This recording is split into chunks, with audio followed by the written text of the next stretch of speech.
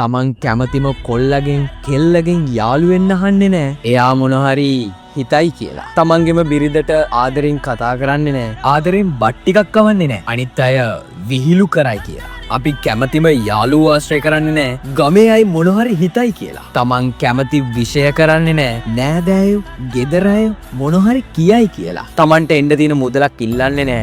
ඒ අය මොන හරි හිතයි කියලා. ඇත්තටම අපි අපේ ජීවිත ගෙවන්න ඕනේ අනිත් අයට ඕන විදියට.